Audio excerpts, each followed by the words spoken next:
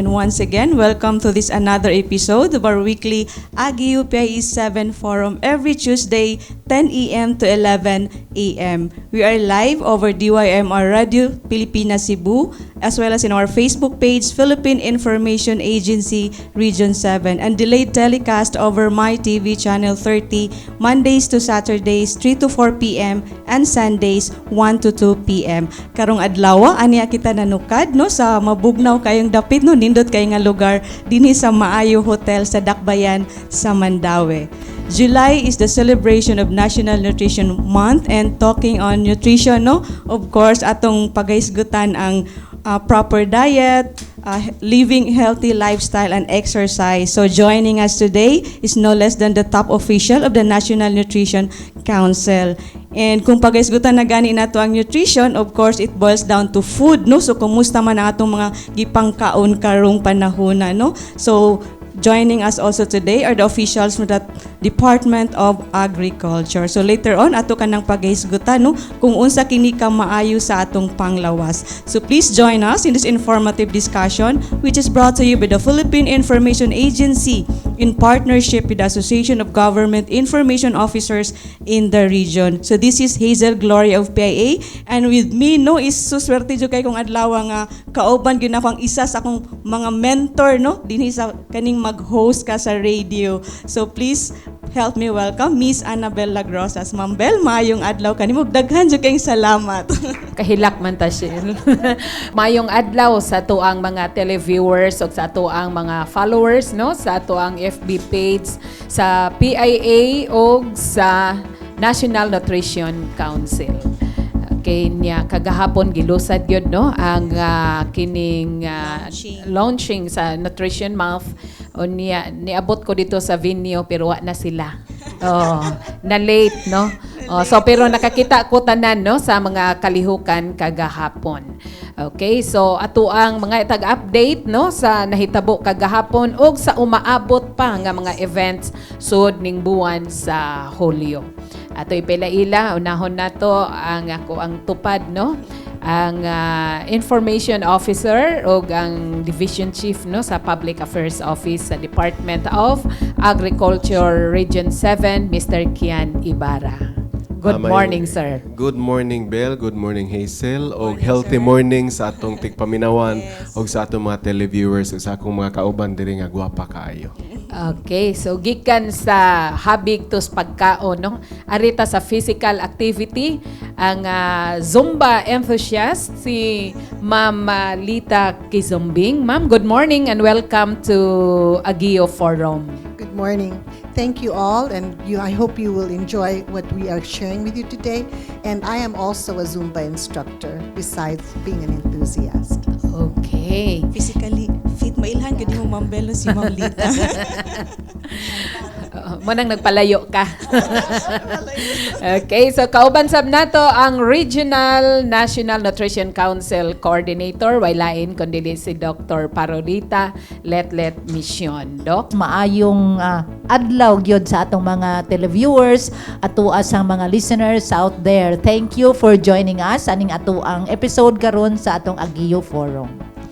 Okay, so Ma'am Let, pwede bang mahibaw-an nato, no? Or alang sa ato ang mga suking tigpaminaw o sa ato ang mga televiewers, hatag na siguro sa tagamay og background, no? Before ta mo kuan hatag og update sa nahitabo kagahapon og sa umaabot pa nga mga kalihukan. Thank you, Ma'am Bel. So, basically, we launched yesterday atong gilunsad ang ato ang ika-45 nga Nutrition Month celebration with a theme kumain ng wasto at maging aktibo, i-push natin ito, no? So pinamillennial gyud kaayo ni Sir Kiano.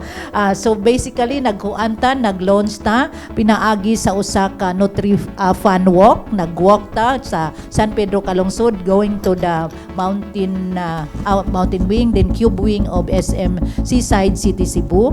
Then pag-abot dito na atay Zumba dayon. Gisugdaday nato og Zumba, din na atay mob dance. But ang highlight gyud sa ato ang launching event was the Amazing Nutri Race. Diindaghan ato ang mga high school students nag-race, nag-compete sa 6 ka challenges which nindot sad kaayo, lingaw sad kaayo. At the same time ato sang naghimo sad ta og Move It Fair. Kanang move yun physical activity as well as healthy eating. Kay lagi nag-display man ta og mga lain-laing types of physical activity, nag-demo ta unsaon pag-prepare og healthier food nga nutritious and barato pa, as well as naasa tay mga food tasting. Unya naasa ta dito yung mga pag-games, no, kang ato ang mga sugary drinks, pila di ay ka sugar ang naa dinha, pila ka calories ang naa dinha, no. So very educational, as well as naasad tay mga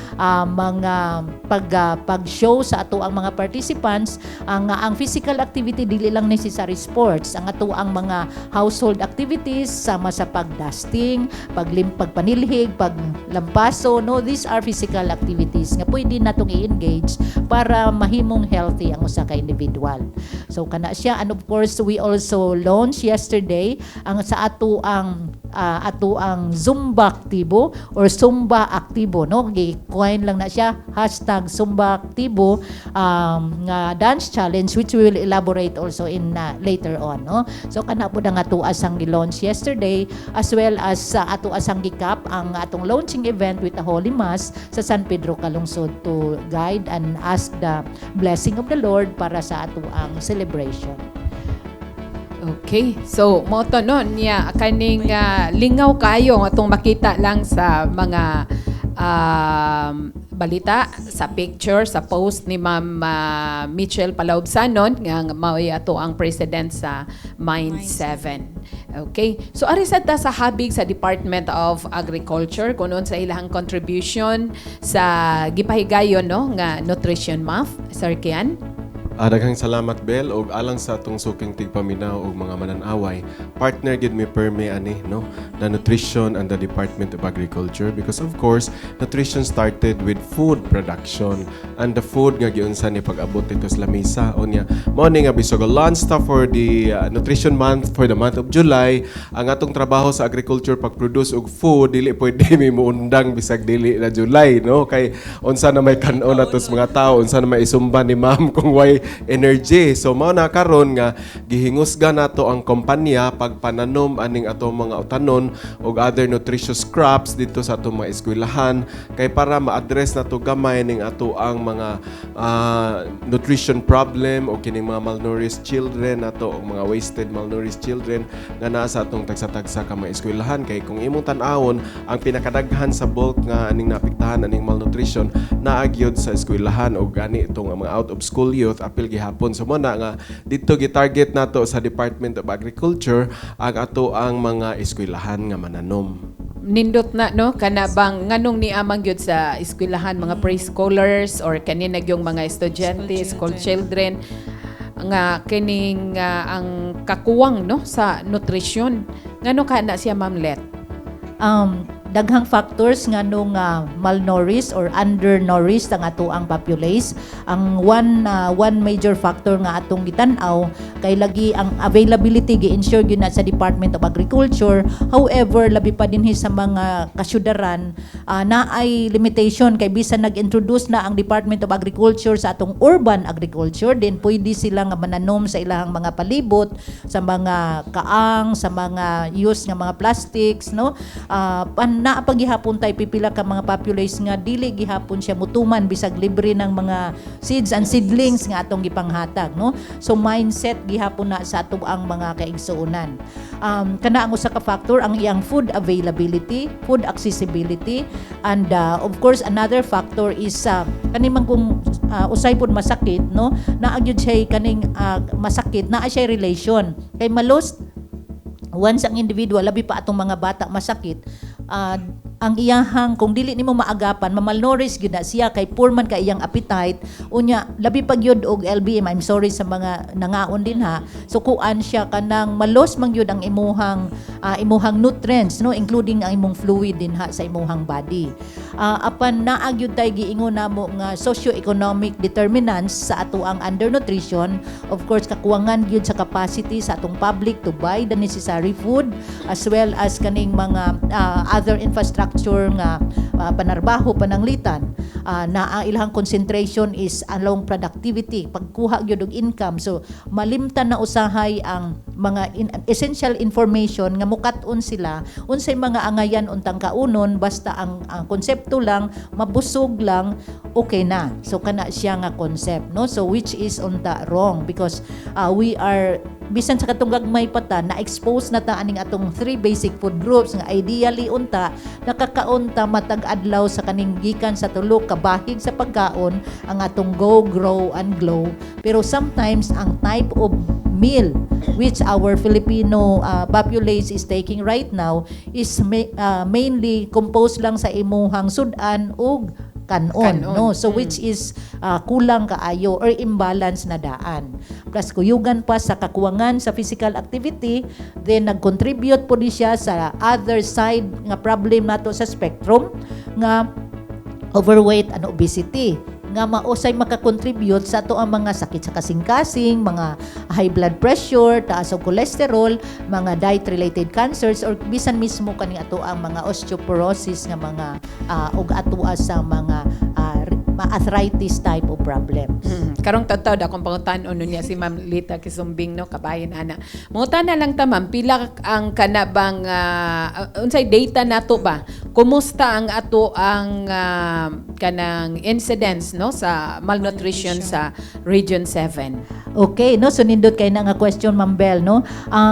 Dinhi sa Region 7 challenge gihapon ta kay tulo matag statistically based sa ato ang National Nutrition Survey, tulo matag na po ang ato ang underweight pa sa ato ang or stunted yun na siya og stunted nga mga kabataan. Buti pa sabot aduna siya long-term food deprivation, kani bitang wala katubo na stunted iyang growth. So ang ato ang factors nag-contribute, one of the major factor nag-contribute ani ang ato ang na siya ni undergoing bata og chronic food deprivation. So mao lagi nang dako kayo man ning kabit-bisig kanunay minister kiyan kay sila man gyud ang producers sa food, no, kay otherwise kung nakakaon lang ni mga bataan naa siya potential nga mutubo pa. So kana siya apan ang dako pag yun nato nga bantayanan kay kaning mga stunted or kaning mga stunted ang growth sa mga bata, ang iyahasang mental capacity is also affected. Mao gani na nang nangampanya gyud ta sa ato ang first 1,000 days intervention pag-ensure nga ang iyahang optimum potential of a child can be achieved kung naghatag tag intervention sa first 1,000 days. First 1,000 days buti pa sabot sa period na din ang inahan nagbuntis pa, so that's 9 months. Then the first year 365 days ug another 2 years 365 days, a total of 1,000 days. So kani nga period atong gitan-aw based sa ato ang mga researches nga window of opportunity para maka-provide ta og intervention kay once na address nimo dinhing early on in this stage, ma-ensure nato ang iyahang full potential as I mentioned earlier. So, unsa may katoy mong gingong intervention, ma'am? Unsay gihimo sa NNC, sa DA o sa uban pang mga ahensya sa gobyerno aron nga masulbad, no? Di magyud ni mawagtang ang kining maong problema nga matibhangan ang problema mahitungod sa malnutrition. Okay, no, so ang ato ang national government naghimo ta og Philippine Plan of Action for Nutrition. Mauni ato ang kumbaga ba Biblia or ato ang blueprint for nutrition intervention to those individuals or stakeholders who would undertake nutrition and related program. So sa ato ang Philippine Plan of Action for Nutrition aduna tay gitawag gitawag namo nga nutrition specific ug nutrition sensitive intervention. Sa nutrition specific intervention naglangkob ni siya sa ato yung kanang mga immediate care sa ato ang bata, no? Example ani kani atong infant and young child feeding, din atong ginapush gyud ang exclusive breastfeeding sa bata upon birth up to the first 2 years of life, no? Apan hatagan na nato og appropriate sad nga complementary feeding once the child reaches 6 months. Pag 6 months niya dapat appropriate na imong complementary feeding. Kana ang usa ka intervention kay sa dili pa ko moadto sa another intervention, ako lang i-emphasize nga ang breastfeeding is the most cost effective intervention para sa ato ang mga kabataan. Ang atuas sang problem here in Region 7 and of course other regions in the country, ang ato sang quality of complementary food nga atong nihatag sa mga bata pag abot niya og 6 months.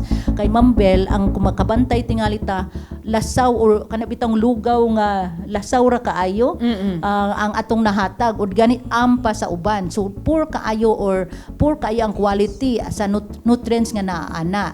What we are pushing is ang atuwa untang complementary food nag-comprise ya at least 5 of the 9 groups na sa para sa mga bata nga atong ang gitanaw. Gawas sa lugaw man ang kumo nato nga ipakaon, no? Unya sagula ginaling munggos o bulinaw. So masagulan pa unta okay lang na kay at least na anak ka sa tanan nga asat 3, no?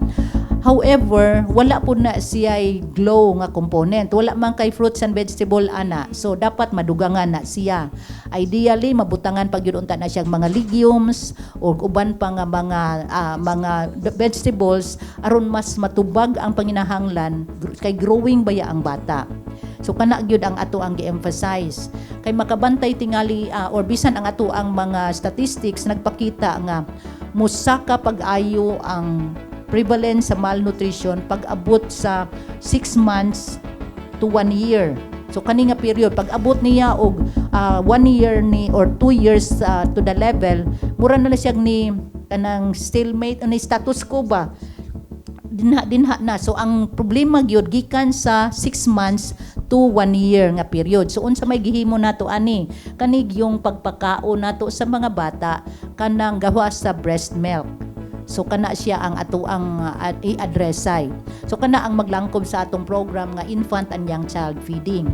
Dinasad mo in ang ato ang mga management of acute malnutrition, mga nutrition during emergencies, mga sensitive intervention ni.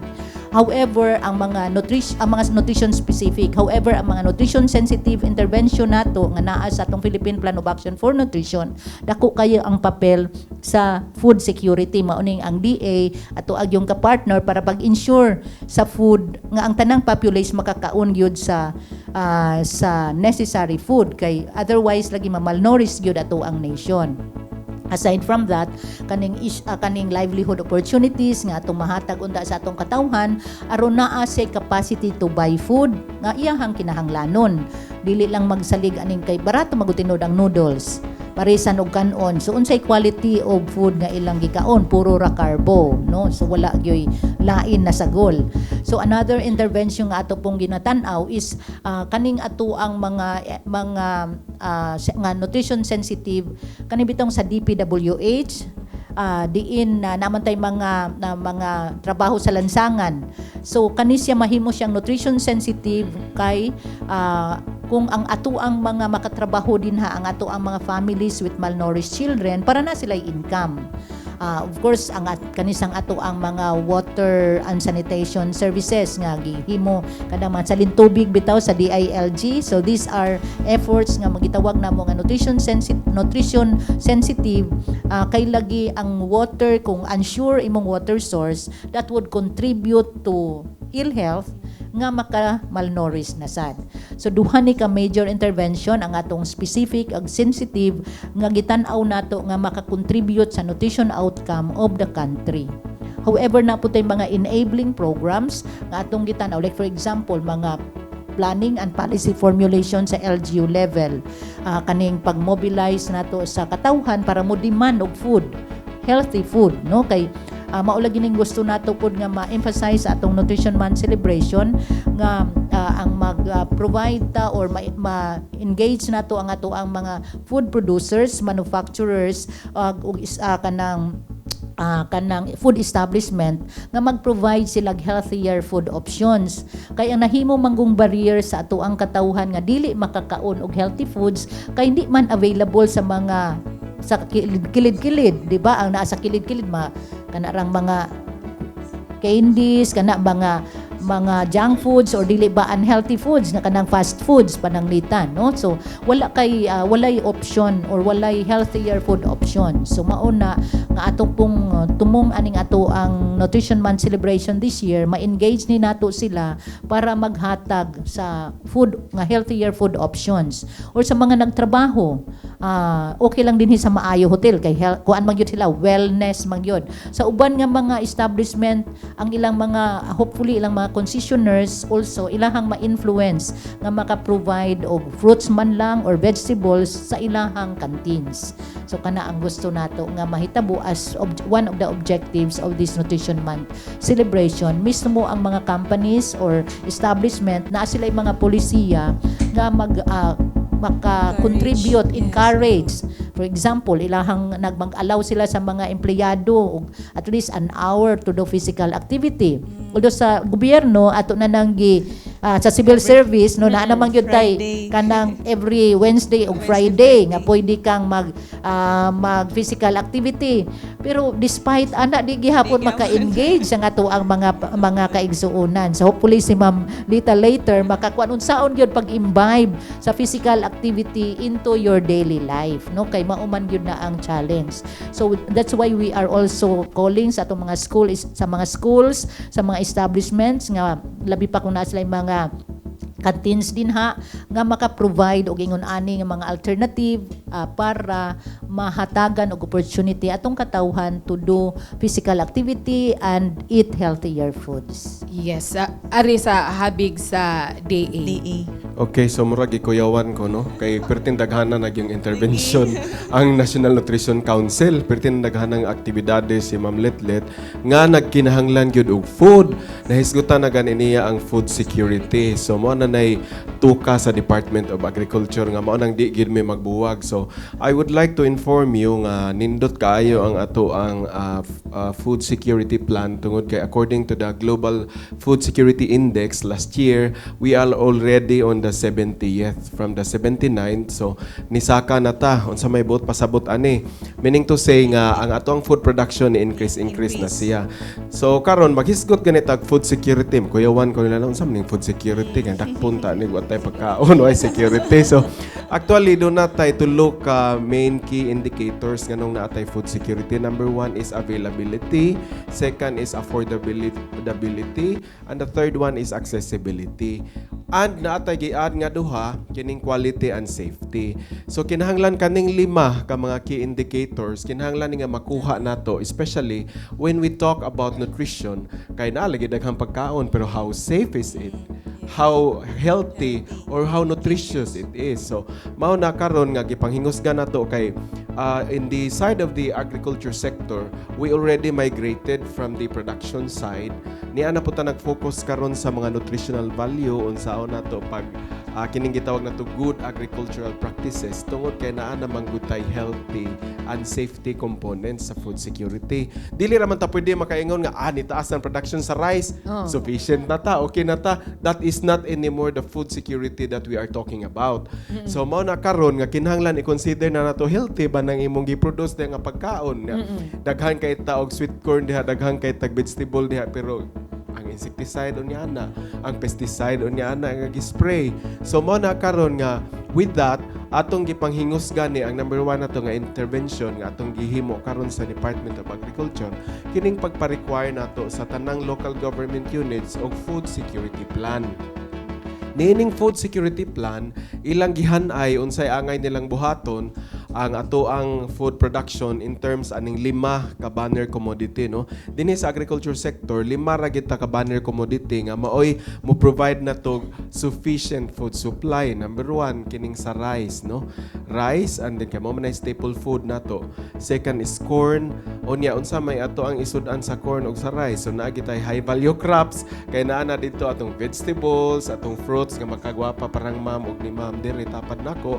Ang mga vegetables and fruits naa na dito. Unya ang ato ang meat nga source of protein natay livestock.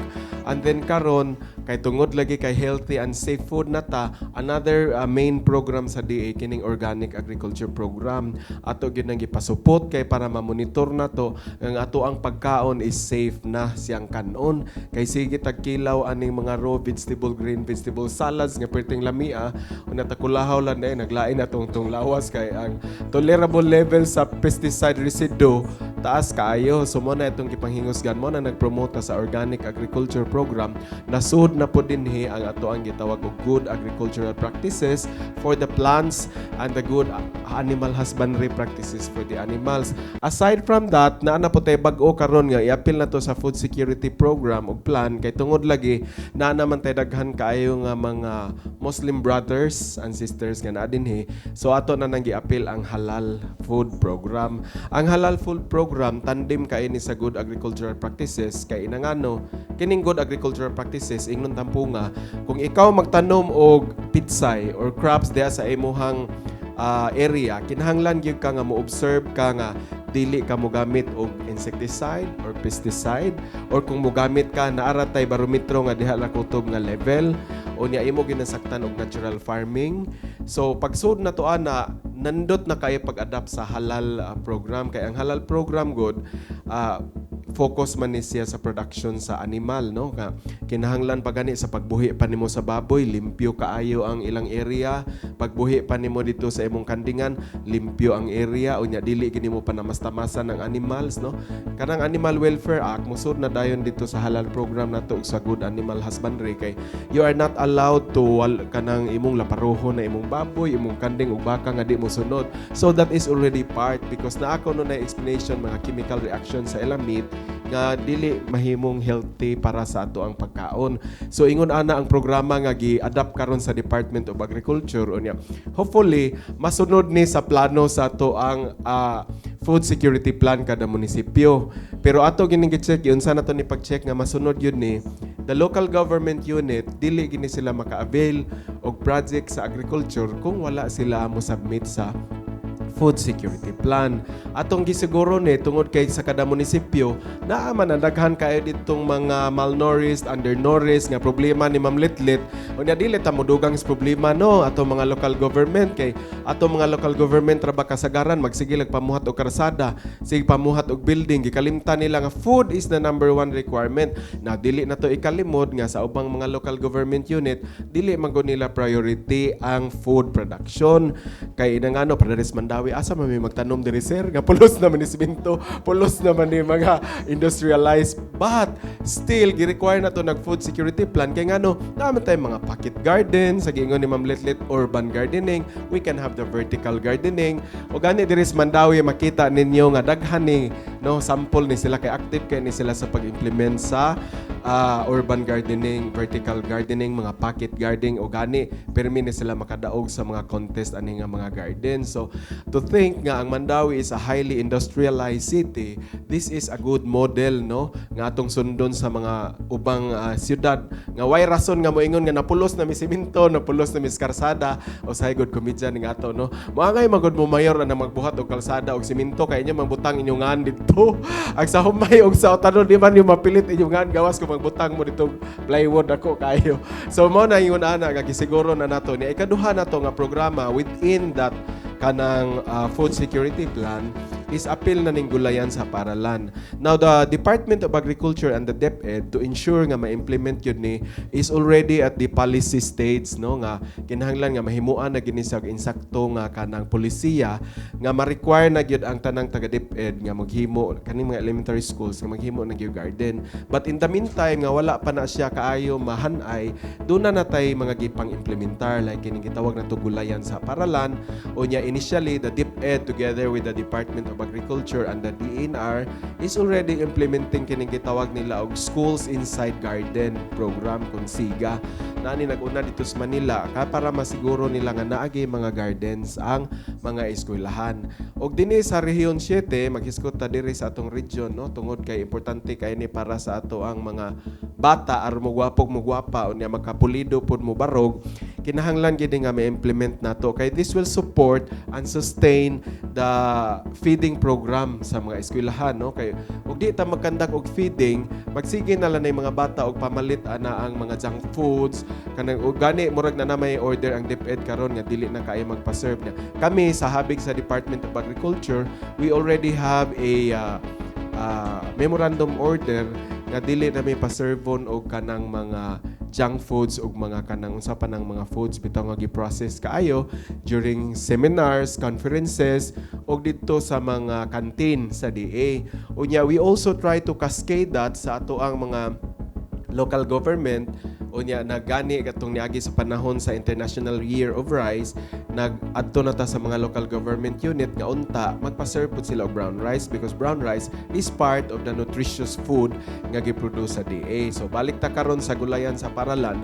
So far dinhi sa Region 7 Central Visayas aduna na tay 136 schools, no, nga naka-avail aning ato ang gulayan sa Paralan. So kani unsay gihimo nato sa DA para mapugos gyud ni sila magpatanom, ato silang gitagaan og seeds available. Nga moingon din ang mga maestra nga wala man may technical skills sir unsaon pagtanom unsaon pa, we will provide you free training. So kana mga maestra amo nang gi-train diri og tag 3 ka adlaw, tag 2 days depende sa ilang need kay para makat-on gyud sila ato pa nang gi-expose atong field dito pero magpayong lang lagi. But anyway, okay ra na, no, kinahanglan masad na mo-protect sa atong skin ma'am, no, kay ang adlaw karon dili naman kay maayo. But anyway, ang nindot kay responsive kay ang taga DepEd kay daghan kayo gitang gi-train na nga mga maestra o mga maestro para aning gulayan sa paaralan nato. Ikaduha, moingon din sila nga wala man mi liso, libre ang liso na. Moingon sad sila nga wala man mi garden tools, libre gyapon ang garden tools. So unsa pa may gikinahanglan ninyo nga naa naman mi. Moingon sila nga naamin mi ko answer kanili mi kahibong mo tan-aw sa kon naami technical assistance pod. Kung gusto mo moingon nga motawag sa mong agri-doctor, agri-clinic, paadtuon na namo dito. Unsay inyong trabaho sa eskwelahan? Pagbubo na lang yun mga kaigsuon. White tubig, sir. White tubig. Dili na naamo ang white tubig. So, igon ni ana nga among gihimo sa DA. So kung di mo lihok manigiingon nga pungkol mo. So no, kana bang murag human naman sila itong programa, Zel? Yes, Ma'am Belberg. Nasulti na good. Nasulti na tanan. So arita ni Ma'am Lita, no? Kaning sa Zumba, ma'am, ako personally suya raning ako arita na tong Zumba Queen, no, kanang makita jud nato bitaw nga kanang murag masuya ta ba pero wa ta ni apil, no, so do na by age bracket ma'am nga kanang mo apil ta or do na basad mo gibawal nga dili mo mukaon ani ha kay magunsa ra mo si mug Zumba mo lang gihapon, Ma'am Let? Fitness is for everyone. Starts from the very beginning as children, and there's no age limit. And I think Zumba is one thing that everyone can enjoy. If they cannot go to the mall for Zumba, put on the radio and start dancing. I tell people, just move. No matter how old you are, no matter if you're sick, you can do it sitting down. We do a lot of programs for lolas, for little kids. We start them very young because the message there is moving. You have to move. Is there a program, like for example, you're a senior citizen or... Murag module, Ma'am Bel? They do have, if you're talking about Zumba, we have Zumba Gold. That's for the seniors. And it's not only Zumba, you can do sitting down. In the United States, they have programs for seniors. You're sitting down in a chair but still doing weights and trainings. And I think that's what we need here in the Philippines. For children, I need to really promote activity instead of the electronics. That is the gadgets is what we go against. And for older people like us, being a lola or a parent, it's by example. Lead by example. If your children, you see them, kids go play outside, and then you're there watching TV. So it starts. Everyone has to work together. And I just say, move it. That's it. You have to just move. Gamay lang siguro nga ko ano kanang a little background ba. Nganong gitawag siya Zumba? Zumba was developed by Beto Perez from the Latin American countries, and he coined that, and he just loved to dance. So that's it. Zumba is more about dancing, but right now it became a science because we have to make sure that it's safe and effective for everyone. There's so many kinds of Zumba. Zumba sentao, you're sitting in the chair. Zumba toning, you're using weights for that. You have aqua Zumba so that you can do it in the water. You have Zumbini for little children. So Zumba is for everyone. No excuse. We have an exercise for everybody. So walay bawal sa pagkaon pod, ma'am. My rule on that, and being a fitness specialist, moderation. Moderation is the key. You can have whatever you want, but in moderation, because kung ibawal nako nimo, the more you'll eat it, right? So it's okay. Have a tablespoon or two of chocolate cake. Moderation. So move and moderation is what I can share with everyone out there. Yango gets Carmel. So god dataan ni Day. Bitaw, Ma'am No Bel, excuse. Yes. No excuse. Bisag unsa ka busy gid day, Ma'am Bel. Bisag sa office pitim day siguro ta ka move. You move. can. One thing I have to mention, it doesn't have to be 1 full hour of activity. You can break that out during the day. Research shows 10 minutes here, 10 minutes there, 10 minutes there, 20 to 30 minutes every single day. Walking up and down the stairs or standing up and down, that is movement, and that's what we want to share with you. Ma'am Lit, would like to ask lang kung unsa imong ika-advise for those nasa office nag-work the whole day, we are sitting and facing the computer.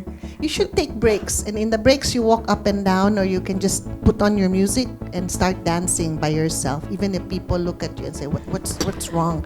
I do that all the time, as long as you move. And there is a rule now about the 10,000 steps. Try to take 10,000 steps a day. So I know it's expensive to have a watch, but just be active, move every day. There's no excuse. Murag na may app sa cellphone. You have it. You just move. 10,000 steps is for the more active. Start with 1,000 steps. Make it 2, 3, 4. And then when you're dancing like Mitch here, that can go up to more than 10,000 steps a day. Amo to ako nasuyaan, ma'am, actually. Sugda Sa na tinuod lang. Okay, si Ma'am Let dunay ika-add. Yan, nangutanam gud si Ma'am Hazel sa office, no? Kay maulagi ka ng engaged time niya. According to the American Heart Association, 2 maximum hours ra unta ka nga nag-computer, naglingkod, or nag-gadgets, no? So, sa Department of Health, what ang gihimo kay naman mi sa building sa Department of Health, i-pop up, which I think can be used we can start sa government offices. Every break time sa 10 in the morning ug 3 in the afternoon, mukalit og off ang tanang computers, naka-program. Pulihan siya og Zumba songs or dance nga naapoy step. Naapod ba makakita mo, maka-follow ka. So pwede na ra sa imuhang desk, mutindog lang ka dito ug musuon-suon ka adto. So kana siya just kay man gyud sa relationship of exercise with mental health.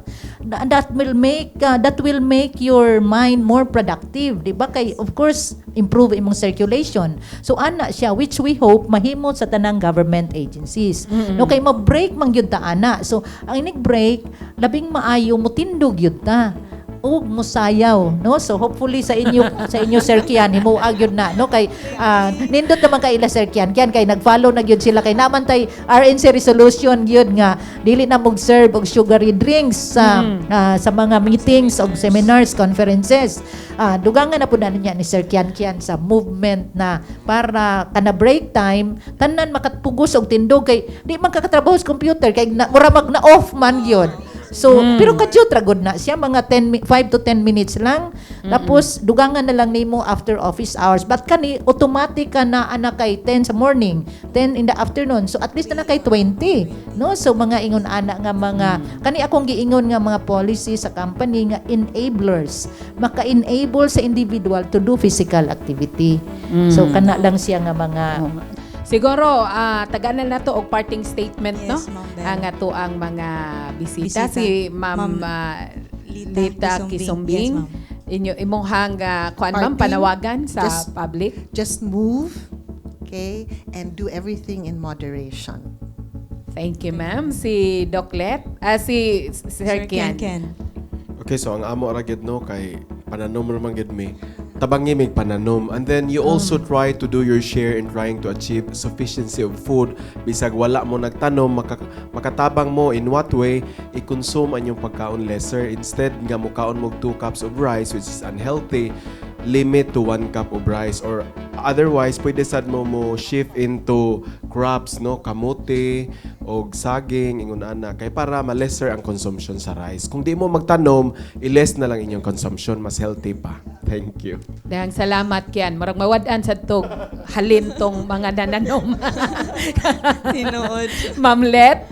Okay, of course, again, thank you sa PIA o sa DYMR for the opportunity sa kaning Agiyo 7 nato nga forum. But of course, I would like to thank Maayuel for sponsoring this Agiyo forum today. Naa sila event karong June 20, no? July 20, sorry. July 20. So, bisita lang unya mo, no?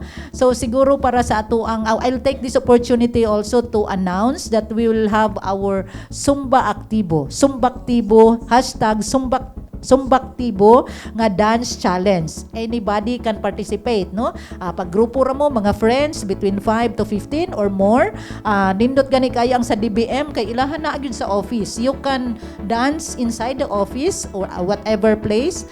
Unya naami dance steps nga among very simple kayo nga dance steps. Kung anda ni siya sa timbang iwasto nato nga dance steps, inyo rang i-follow. Ang DA wa pa nakasubmit. Human na sorry. Nakasubmit na di ay. July 15, no Miss Nori, up to July 15 ang submission ninyo. Kay unya i-post ra sa inyong Facebook page. Itag lang ang National Nutrition Council, no? Have to submit it. Dili na necessary Okay. i-submit ikuan lang kay makakita raman pod gihapon ta, no? Although ato po naunta kung mahimo ta earlier because by July 8 naa sa tay simultaneous Zumba. Daghan kay mig Zumba activity gikan sa launching July 8 mag simultaneous sad ta nga Zumba in all government units here in Central Visayas, Cebu, Bohol, Negros Oriental, no? So para at 8:30 magdungan ta 15 to 30 minutes nga Zumba after the flag raising rites, no? So mag flag raising man gyud ang mga gobyerno, so maghuman ana mag-Zumba ta simultaneously. Kahuman i-Facebook live na ninyo kay ato ra pud nang para ma-viral, hopefully viral. But kani atong Sumbaktibo, pwede yun na nyo i-submit. Then, of course, atuan na lang tan-aon ang mga best. Siguro na lang tayo mga pahinungod sa mga, basta na ato puntay guidelines, ato lang i-post sa atong Facebook page. No? Sumbaktibo, hashtag Sumbaktibo. Okay, no? So again, thank you very much. Siguro ako lang concluding message, ang ato ang yung to make us healthy is as easy as 1, 2, 3. 1 hour of physical activity each day. Dili necessary nag-gym ka. Katong giingon ni Ma'am Lita nga nag-move ka from stairs or whatever activity you have, at least a total of 1 hour. Then 2, maximum of 2 hours TV exposure or internet exposure each day. And 3, ensure that the 3 basic food groups is in your diet each meal. So kana lang yun, as easy as 1, 2, 3. So it's easy to remember. So again, daghan kayong salamat and kanang happy Nutrition Month to all, and I hope ato na yung isabuhay ang atong healthy eating and physical activity every day. Thank you very much. Okay, thank you kay no sa atong mga panelists. So in behalf of PIE 7, Agiyo 7, DYMR Radio Pilipinas Cebu, and My TV Channel 30, no. So we would like to thank our panelists and media friends no who are joining us today sa ato ang weekly Agiyo PIE 7 forum. Ma'am Bel? Okay, so daghan sad kayong salamat sa atong mga suking tigpaminaw sa DYMR Radio Pilipinas og sa ato ang mga televiewers og sa ato ang mga followers no sa FB. Daghan kayong salamat og ako lang usbon ang ilang panawagan matod pas password ko no diri sa Maayo Hotel, stay well, no? So pinagi sa paglihok-lihok kay matod palagi po ni Ma'am Litlit nga sitting is the new smoking. So ato ginang likayan, magbarog-barog ta, magsayaw-sayaw ta, magprograma siguro ko muna kung buhaton mo barog siguro ko including our technicians, no? So daghan kaayong salamat og maayong adlaw kanatong tanan.